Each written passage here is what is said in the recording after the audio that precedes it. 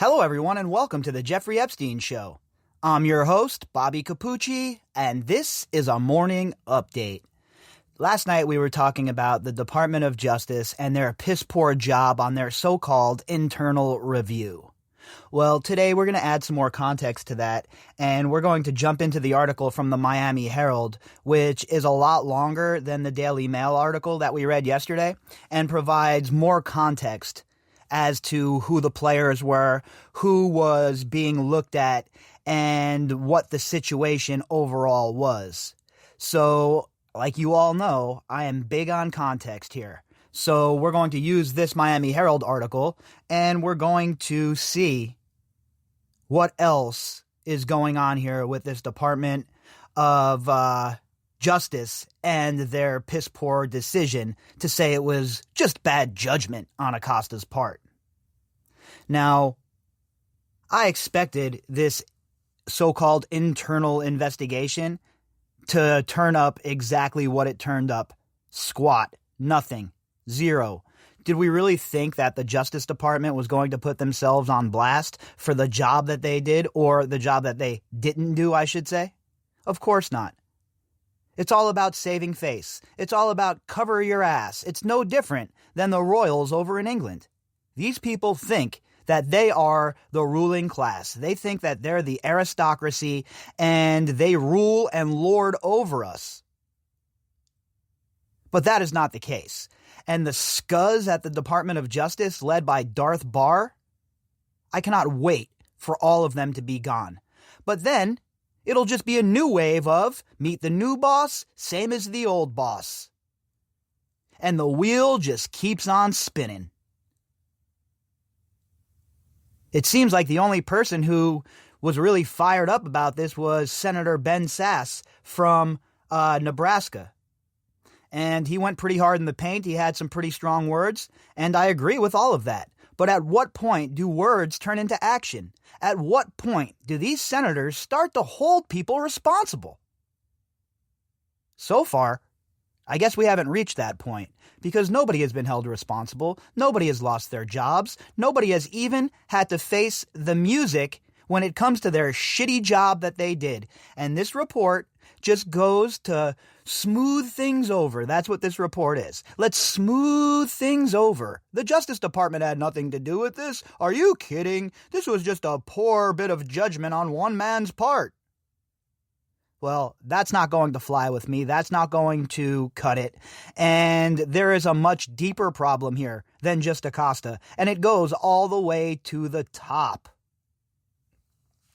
All right, so this article is from the Miami Herald. And the authors are Kevin G. Hall, Jay Weaver, and Ben Weider. Former U.S. Attorney Alexander Acosta used poor judgment when he chose not to prosecute Palm Beach millionaire, pedophile, Jeffrey Epstein on federal sex trafficking charges, and instead let him plead guilty to a state offense of soliciting young girls for sex, the Justice Department said Thursday. You know, the only people that are using poor judgment around here is the Department of Justice. The Department of Justice, it's not only using poor decision-making and poor judgment, it is absolutely absurd what is occurring within the Department of Justice right now. It is an absolute dumpster fire of a clown show. And Darth Barr should be embarrassed of himself. You know, I'm always talking about vote out the incumbent, vote out the incumbent. Well, that goes for these lifelong bureaucrats that infest Washington, D.C. as well. People like Bill Barr. It's time to go, buddy. Your services are no longer needed. The department's Office of Professional Responsibility concluded that Acosta, who served as labor secretary in the Trump administration until the scandal over his mishandling of the Epstein case forced him to resign in July 2019, committed no professional wrongdoing and violated no ethics standards. The Non-Prosecution Agreement was signed over 10 years earlier when Acosta was U.S. Attorney for South Florida. No professional wrongdoing, huh? And not even an ethics violation. So basically, the double birds to the survivors and to society as a whole. F you, We don't protect girls. We don't protect women. We don't protect anyone who's trafficked. And you guys can all go pound sand. We're the Department of Justice, and we have spoken. That's how they conduct themselves. And it's no different than when Barr came stumbling in like a drunkard talking about, I saw the video with Epstein. You guys don't have anything to worry about. Yeah, okay, sure, buddy. What have you done ever for me to trust you? I'm old enough to remember when I was gaslit by the Bush administration. And Bill Barr, big part of all of that as well. Acostas' decision to decline to initiate a federal prosecution of Epstein was within the scope of his authority, and OPR did not find evidence that his decision was based on corruption or other impermissible considerations, such as Epstein's wealth, status, or associations.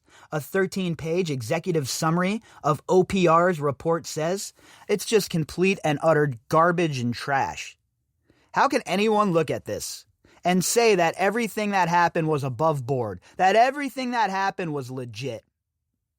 Now, the Department of Justice is a waste of time. We know that. They're a waste of space and a waste of air.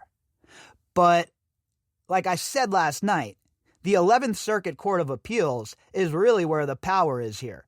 And when the 11th Circuit Court of Appeals hears this case and sees all of the nonsense that went into it, I have a really funny feeling, folks, that we're going to be very pleased with the decision that comes out of the 11th Circuit Court.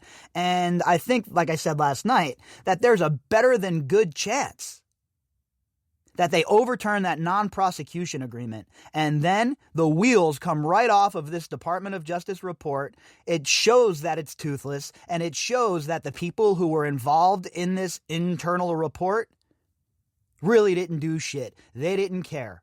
It was all a cover-your-ass operation, and I hope beyond hope that after the 11th Circuit Court of Appeals renders its judgment, that we can come back and laugh at these idiots at the Department of Justice once again for their stupidity. After the executive summary was released, Acosta, who had long refused to answer the Miami Herald's questions about his actions, issued a 2-page statement saying it fully debunks allegations that the United States Attorney's Office in South Florida improperly cut Epstein a sweetheart deal or purposefully avoided investigating potential wrongdoing by various prominent individuals. No, okay, we don't believe it. Again, the internal investigations mean squat. How many times are they going to have internal investigations and it comes back as a slap on the wrist? And it's for both sides of the aisle. The same thing happened with Hillary Clinton. What, did anyone really think that Hillary Clinton was going to be held accountable for anything that she done? Of course not. These people are never held accountable. And the Attorney General, the Department of Justice, and all of their good old buddies that they're rubbing elbows and shoulders with on a regular basis are all part of the problem. The Republican senator who requested the review after a Miami Herald investigative series saw it differently. And look, it's nice to see at least one of these clown-ass senators saying something, bringing this to the forefront. But how about some investigations as far as committees calling people to testify under oath in front of Congress or in front of the Senate? How come there has been none of that? Letting a well-connected billionaire get away with child rape and international sex trafficking isn't poor judgment. It is a disgusting failure. Americans ought to be enraged, Nebraska Senator Ben Sasse, chairman of the Senate Judiciary Oversight Committee, said in a statement Thursday afternoon. Jeffrey Epstein should be rotting behind bars today, but the Justice Department failed Epstein's survivors at every turn. Now, Ben Sasse is one of the only people who's really been forceful and forthright when it comes to calling these assholes out and the shit job that the Department of Justice did onto the floor. And while I support his enthusiasm here, I'd like to see the words turn into action. And however that has to happen, let's get it going. Who do we have to write to, Ben Sasse? Let us know. Who do we have to put the pressure on to make sure that there's some hearings? Let us know. We're ready and willing. Now, you all know I don't do any nonsensical petition nonsense. That's just not for me. I don't sign petitions. I don't get involved in that nonsense. But if all of us call whoever it is who's in charge of getting one of these commissions going, well, maybe there'll be some movement. Because we all know that the government and the Department of Justice, et cetera, they don't start doing shit until the public outcry becomes so loud that they can't ignore it anymore. The DOJ's crooked deal with Epstein effectively shut down investigations into his child sex trafficking ring and protected his co-conspirators in other states. Justice has not been served, Sasse said. The full report needs to be released to the public. OPR might have finished its report, but we have an obligation to make sure this never happens again. And he's right, 100%. Release that shit. We want the full report. No redactions, none of your bullshit, none of your fake shucky-ducky moves. We want the full report. And I want all of the people involved to testify in front of Congress under oath. Sasse, who had pressed the Justice Department for more than 3 years to investigate the handling of Epstein's charges, demanded that the agency release the report. Although the department didn't do so, the Miami Herald and its parent company, McClatchy, obtained a copy on their own. So that report is included in the article. Obviously, when you click on the link, you'll be able to go read this article and follow the hyperlinks to the actual documents so you can check them out for yourself. In the full report, OPR concluded that Acosta exercised poor judgment when he failed to make certain that the state intended to and would notify survivors identified through the federal investigation about the state plea hearing. And they didn't. The survivors were left to twist in the wind. The survivors were left to find out on their own about this shit. And once again, they were failed by people who were put into these jobs to protect them. Your job is to protect the citizens of the United States at the Department of Justice and to prosecute those who do us wrong. But instead, you protect those that do us wrong and prosecute the rest of us.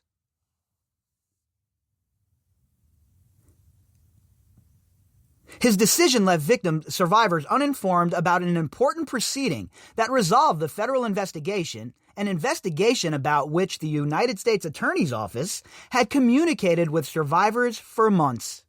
It also ultimately created the misimpression that the Justice Department intentionally sought to silence the survivors.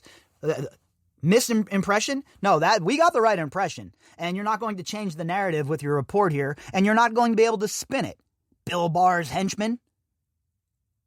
I mean, it's an absolute joke and a travesty that the Department of Justice would put out this shitbag report and not think that the blowback was going to be severe. Maybe they don't care because they're on their way out, and this is one last shit they're going to take on the desk before they move on with their regular lives and go into private practice and make millions and millions of dollars off of the connections that they established while they were not doing the job that we put them in D.C. to do.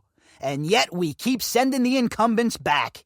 Woohoo! Joe Biden, he's going to save us all. Give me a break. The report also contains an intriguing mention of former President Billy Clinton and how his friendship with Epstein might have affected the prosecution.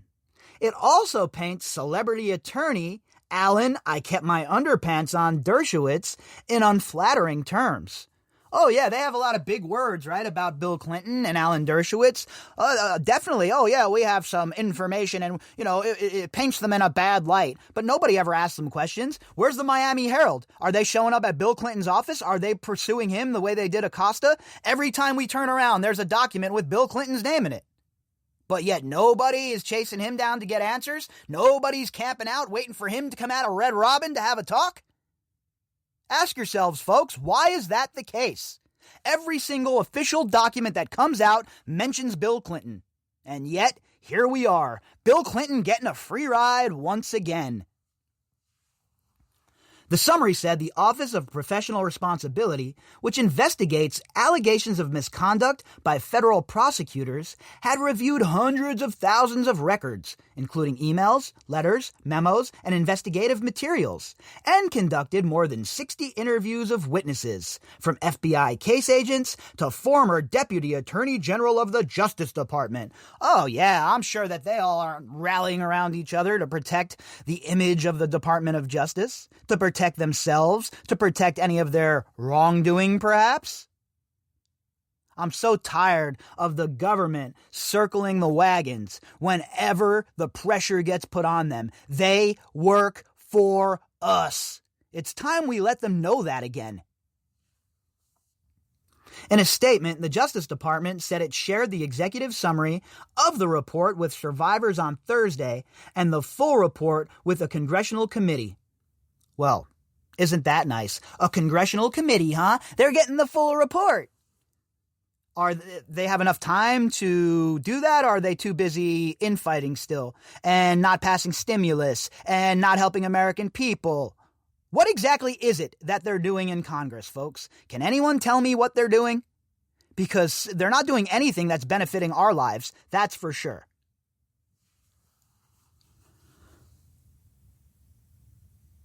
While OPR did not find that the department attorneys engaged in professional misconduct, OPR concluded that the survivors were not treated with the forthrightness and sensitivity expected by the department, the statement said.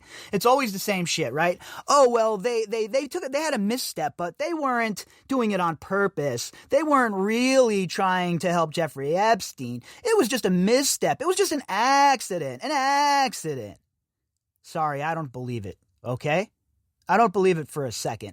And an independent agency, independent of the Attorney General's office, the Inspector General, et cetera, should really look into what happened in this case.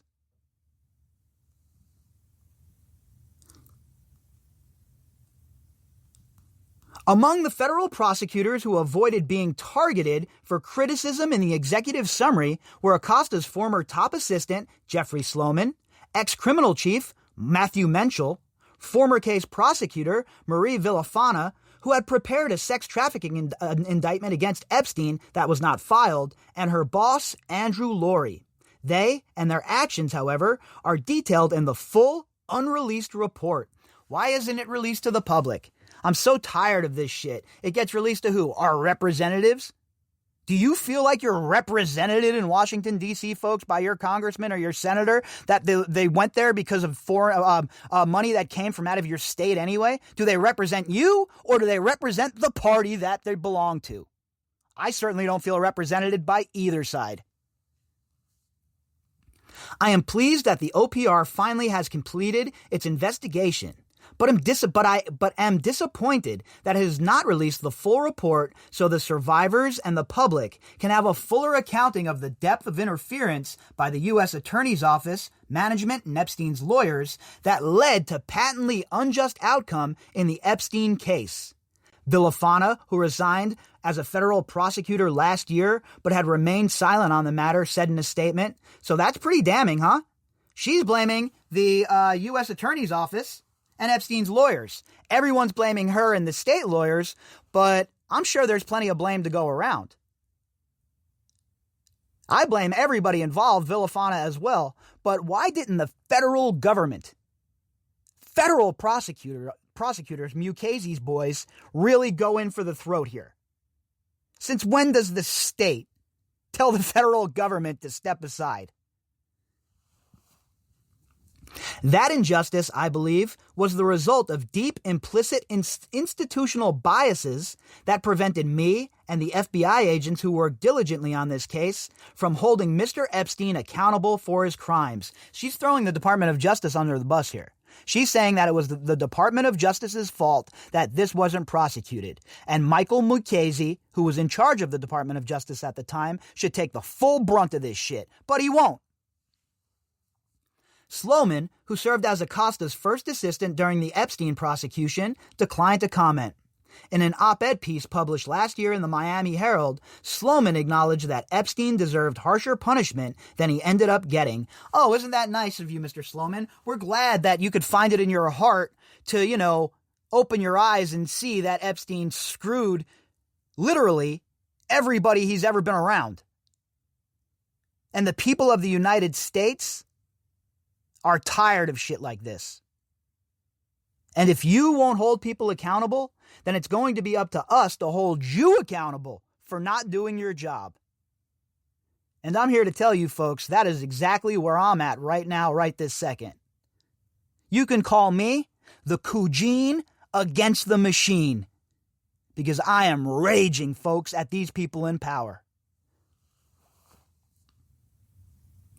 At the time, Sloman defended Acostas' integrity in handling the case.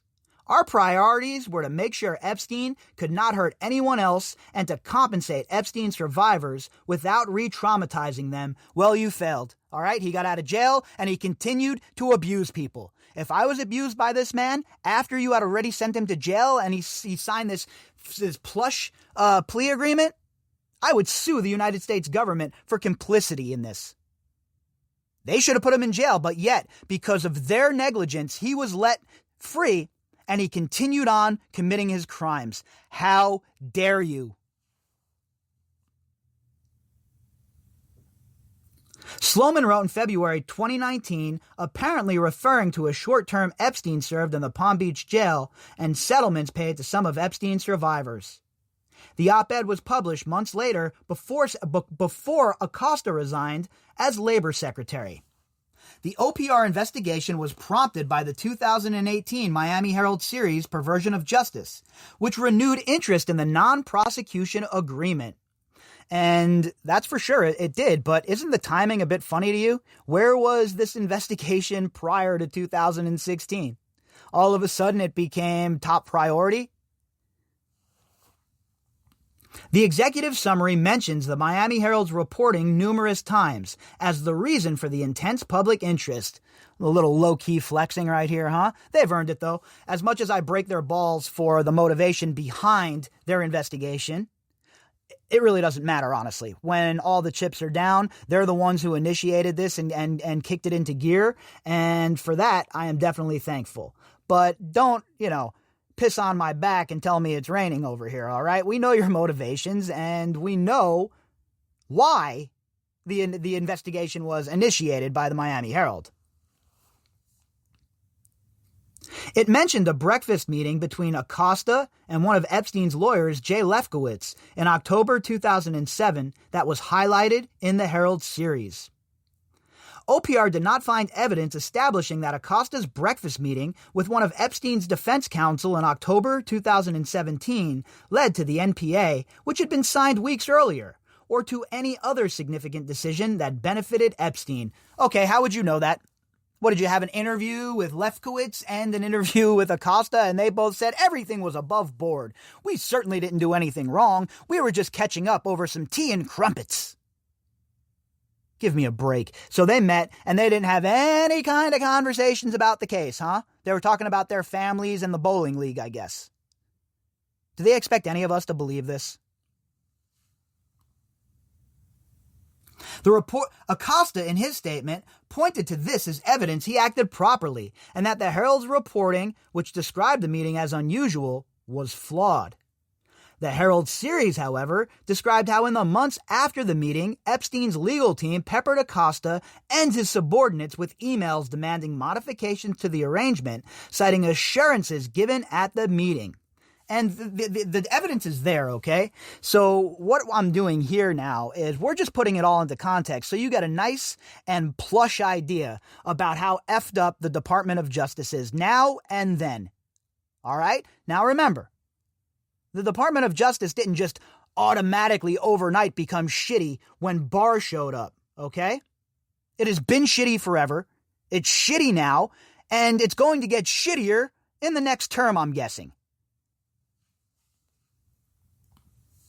Emails examined by the Herald show the lawyers wanted survivors not to be informed of the status of negotiations, contrary to the Crime Victim Rights Act, apparently to ensure there was no interference in the shaping of the deal. Emails and other communications show they also pushed to have the arrangement sealed by a judge so it could not be examined by the survivors or the public. Does this sound like something that's on the up and up with you, or the kind of deal that a pervert, sick-ass pedophile like Jeffrey Epstein should get? Of course not. So then you have to accelerate and ask yourself, why was Jeffrey Epstein getting such a sweetheart deal? What was going on behind the scenes? And they still won't answer those questions. All of that occurred, although the agreement was eventually unsealed. The report also provides answers to who knew about the deal at DOJ Headquarters. It outlines how just after the original deal was hammered out, Epstein's attorneys began going over Acostas' head to lobby headquarters. This is what I've been talking about, guys. Don't get so caught up on Acosta. Of course, he's part of it. But he is the fall man. The idiots behind the scenes, the higher-ups at the Department of Justice, people like Mukasey and Mark Philippe. These are the assholes that signed off on this. These are the assholes that could have stopped it. And these are the assholes that did nothing. In May 2008, letter to Deputy Attorney General Mark Philippe, two of the prominent members of Epstein's legal team, former Solicitor General Kenneth Starr and former U.S. Attorney Joe Whitley, suggested that the federal investigation into Epstein was politically motivated because of his close ties to former President Clinton. Again, his close ties to former President Clinton. We had the investigation kicked off by the Miami Herald because Acosta was related to Trump. Now, are we ever going to have the same sort of investigation kicked into Bill Clinton here? Let's bring them all down. Every last one of them. Now that this election's over and Trump is going to be gone, what is the media going to do with itself? Sit around and go back to the old days when they were talking about nonsense? How about the media does something decent here? How about the media looks into Bill Clinton? There's no election ramifications now. There's no worrying about using it, the other side using it politically. Your guy won the race, all right, the presidency. Now it's time to investigate Bill Clinton. Where's the media at? Are they going to show up, the legacy media? How many reports does Slick Willie need to be mentioned in as being close to Jeffrey Epstein? But yet, the cognitive dissonance is real. Like Nancy Pelosi's daughter said, some of our faves are going to be caught up in this. There was little doubt, they wrote, that Acosta's office never would have contemplated a prosecution in this case if Mr. Epstein were just another John. Give me a break. If he was just another John, he would have got buried underneath the jail. Starr, ironically, is best known for his dogged pursuit of Clinton during his impeachment for lying about his affair with intern Monica Lewinsky. Despite those efforts to sway senior Justice Department officials, the report suggests that then Attorney General Mukasey had no role in the Epstein case. No, none at all. Mukasey didn't know. He had no idea what was going on down in Florida with a high-profile guy like Jeffrey Epstein, even though his office was being lobbied. He had no idea. You kidding? He's above that. Mr. Mukasey would never be involved in that. Give me a break. Dude's a war criminal like the rest of the Bush administration. The report notes that Mukasey had lunch in Miami with Acosta and other senior managers in the U.S. Attorney's Office a little over a month before Epstein ultimately pleaded guilty in state court. But that Epstein's case was not discussed at the time. Of course it wasn't. This is why the internal investigation is such a joke, such bupkis. They didn't talk about it at all, huh? What was it, just some old friends catching up, and it just happened to coincide with the fact that Jeffrey Epstein was on trial? Ludicrous at best. The Office of Professional Responsibility is a nonpartisan division of the Justice Department formed in 1975 in response to the Watergate scandal and run by career prosecutors. It investigates allegations of professional misconduct by DOJ, prosecutors, and immigration judges. So it's run by career prosecutors, a.k.a. friends of Mukasey, friends of the court, friends of the Department of Justice. It's a good old boys club, folks, and you're not invited. As the Herald previously reported, and as was acknowledged in its report, the Office of Professional Responsibility previously declined to investigate complaints about the handling of the Epstein case in 2010, citing ongoing litigation involving the survivors. Now, 2010, huh? Remind me, who was the president then? Oh yeah, Barack Obama. Who was his vice president then? Oh yeah, Joe Biden. And his Office of Professional Responsibility during the time of Biden as vice president and Obama as president declined to investigate Jeffrey Epstein. Now, what makes you think that Joe Biden is coming in riding on his white horse and he's going to prosecute this to the fullest? I'm sorry. Maybe I'm a cynic, but I'll believe it when I see it. The OPR summary said that Epstein survivors and their attorneys were among those interviewed for the internal investigation, a detail confirmed by one of the lawyers, Spencer Kuvin. The Justice Department's questions, he cautioned, were narrowly focused on the sexual assault in Florida at the time the crimes were committed.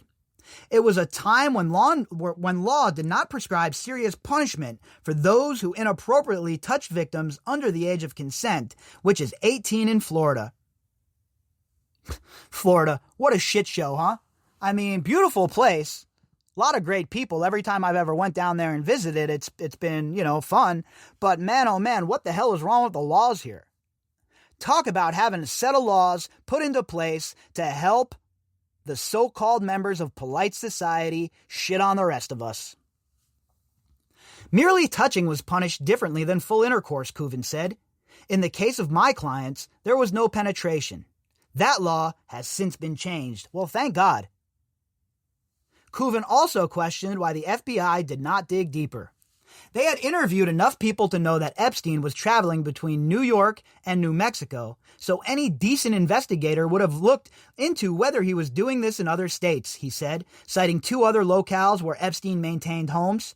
I don't believe the FBI didn't do that. I think the U.S. attorney made a conscious decision to shut the investigation down quickly, and that was Acostas' decision.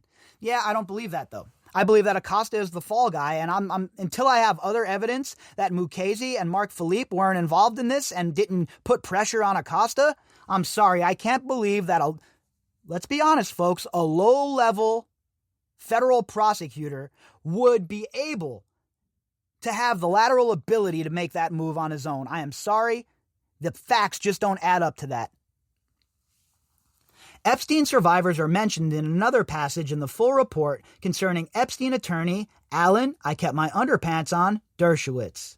In it, former Palm Beach County State Attorney Barry Krischer recalled that Epstein's defense team had brought material seeking to discredit Epstein's accusers in pushing for the state to allow Epstein to plead no contest rather than guilty to possible sex charges. So we've talked about this. He destroyed the credibility of the victims, right? Oh, they were sexually promiscuous. They drank. They smoked pot. Oh, they smoked weed. They're evil. And they brought this whole profile destroying these girls to the prosecutors. And the prosecutors, instead of defending these girls like they should have, just jumped on board. Oh yeah, these girls aren't credible. They're bad witnesses. It's such an absolute travesty of justice. Krischer told OPR that he remembered Dershowitz as overly aggressive, adding that Dershowitz had threatened, "We're going to destroy your witnesses. Don't go to court because we're going to destroy those girls." Dershowitz and Epstein accuser Virginia Roberts are currently suing each other for defamation. Now think about how evil you have to be as a scuzzbag like Dershowitz. We're going to destroy your witnesses. Don't go to court because we're going to destroy those girls. These girls were 15, 16 years old, and that's how this bitch-ass chump talks? Real tough guy, aren't you, you bully-ass punk? Boy, Dershowitz is a real piece of shit. Your podcast sucks. Your life sucks. You can't go to your naked volleyball games anymore. And guess what? We're just getting started with you, Mr. Dershowitz, Mr. Let's destroy these 15-year-old girls. That make you feel strong, bro? Make you feel like a tough guy? You're not. Dershowitz didn't deny raising issues about the credibility of Epstein's accusers in conversation with Krischer, but did deny using that language. Yeah, okay, sure. In 55 years of practice, I can say that I have never threatened to destroy a witness, Dershowitz said. I told him that his witnesses, were only a handful at the time, had credibility issues, and that it was our duty as defense lawyers to challenge their credibility. I'm almost tongue-tied here. Credibility issues because they smoked pot and they had sex? Breaking news, that's what teenagers do.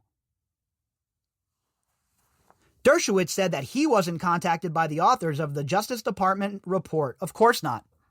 Those are your boys. Those are your homies. Didn't you just go and defend Donald Trump? Why would anyone contact you, Mr. Dershowitz? You bitch-ass chump. In the wake of the Herald series about Acostas' handling of the Epstein case, the U.S. Attorney's Office in New York filed sex trafficking charges against Epstein and arrested him in July 2019, making the same federal case that Acostas' office could have made a decade earlier against the New Yorker who owned a townhouse mansion in Manhattan. The revived case, however, took a shocking detour when the 66-year-old was found hanging in his cell in August 2019 under mysterious circumstances. His death was ruled a suicide. Now, I like how the Miami Herald hasn't bought into that yet here, right? Under mysterious circumstances. That is for sure what his death was. Nobody can tell you one way or the other how he died, all right? And anybody who's trying to pump that shit to you is lying to you. And be aware of that shit. Why waste your time with people that are bullshitting you? The original investigation more than 10 years ago found that Epstein paid dozens of girls, many of them underage, cash to engage in nude massages, masturbation, oral sex, and intercourse in his palatial mansion in Palm Beach. The encounters were scheduled by members of his staff, the Core Four. Are you ready? I hope you're getting all of your business affairs in order, because your time is coming. As a result of his plea in state court, Epstein registered as a sex offender in Florida and agreed to pay damages to 40 female victims, ranging in age from 13 to 17. 13 to 17! And those are the girls that Dershowitz says he was going to destroy?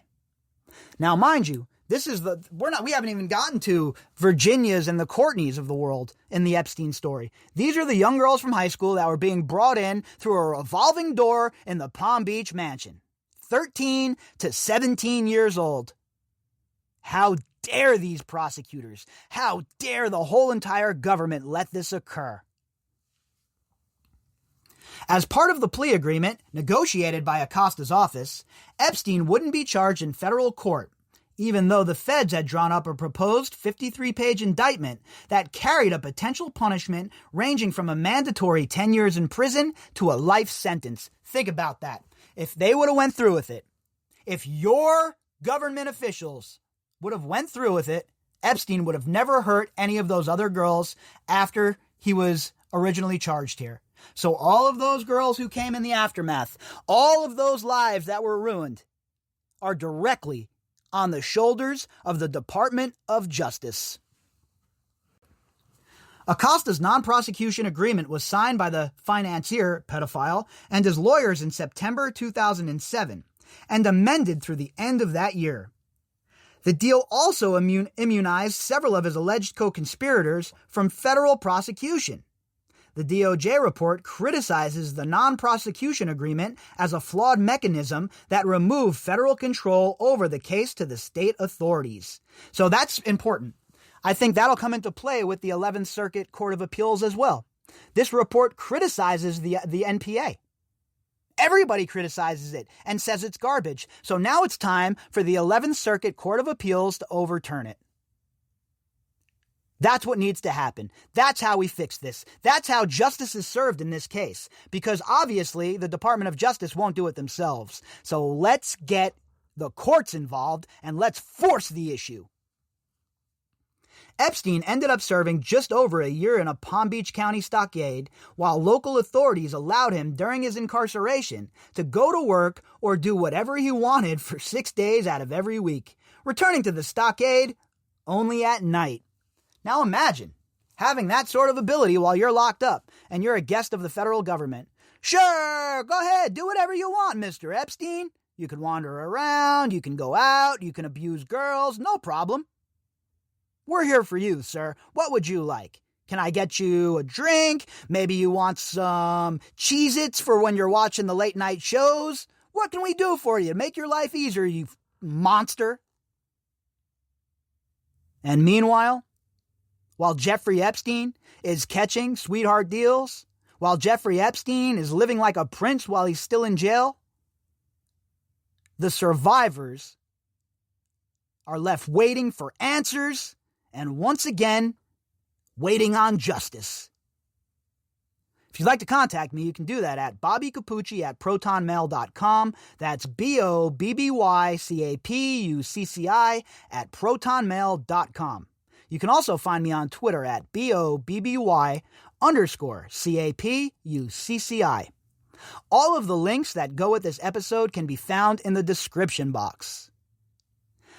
As far as my email situation, I'm trying to get back to everybody as soon as possible right now, but it's a little bit backlogged. So depending on what goes on the rest of the day, I might not have a daily drop tonight. Instead, we'll have a flashback episode, but that depends on the news of the day. If there's something that I feel like we have to get to tonight, I'll head to the studio and get in on that. But if not, I'm going to try and catch up on some emails and get prepared for the weekend tonight instead. So we'll see. One way or the other, you'll have an episode. It'll be a flashback episode or a new daily drop, depending. All right, folks. I'll either be back later on tonight or first thing in the morning, and we will pick right back up where we put this down. Hope everybody has an amazing Friday.